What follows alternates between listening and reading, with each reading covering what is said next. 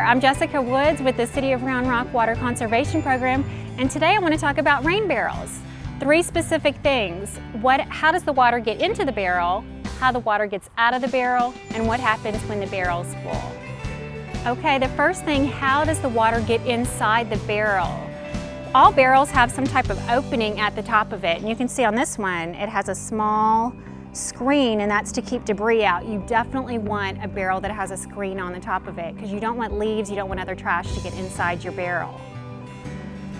This other barrel has a little bit different screen. It's a little bit larger in the center.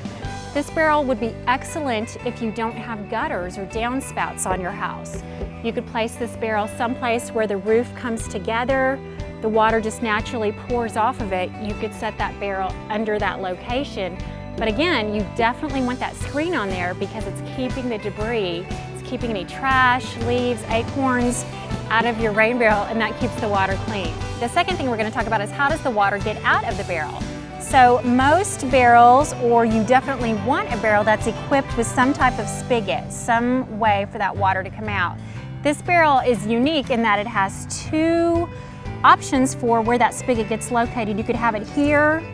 If this barrel is going to be sitting flush on the ground, you would want this spigot up higher so you could fit your watering can under there and still get the water out.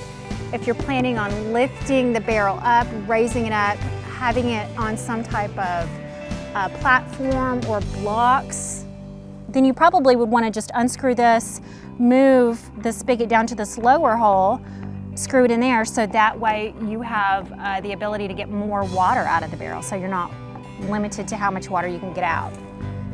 This other barrel doesn't have those 2 options, but still it does have a spigot down at the bottom. You can screw a garden hose to that spigot. This barrel would probably need to be raised, definitely raised up off the ground, so that way you can fit your watering can under there, because otherwise that's just too close to the ground. The third consideration when buying a rain barrel is what happens to that water once the barrel's full. So what you need to look for is what's called an overflow, or an overflow tube. With this barrel on my right, the overflow tube is right here on the side, and it is detachable, so you could move it to both sides of the barrel.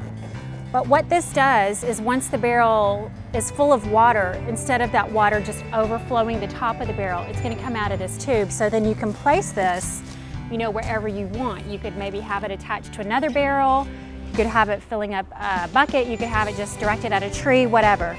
But that's called the overflow tube. The other barrel is a little bit different, but yet the same. The overflow tube is in the back. So again, once the barrel reaches capacity, reaches up to the limit, to the top of the overflow tube, then that extra water is just going to flow out.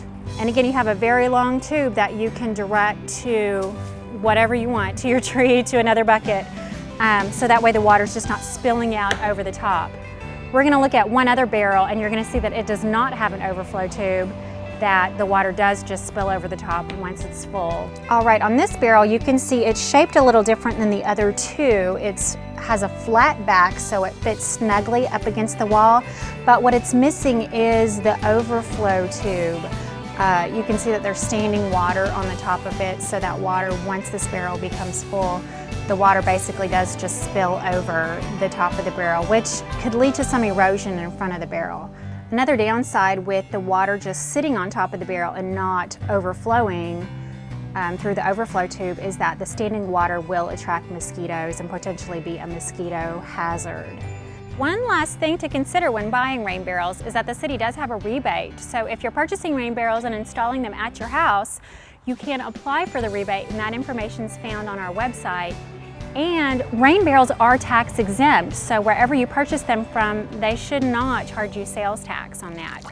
You can find that rebate information and more on the city's website at roundrocktexas.gov/conservation.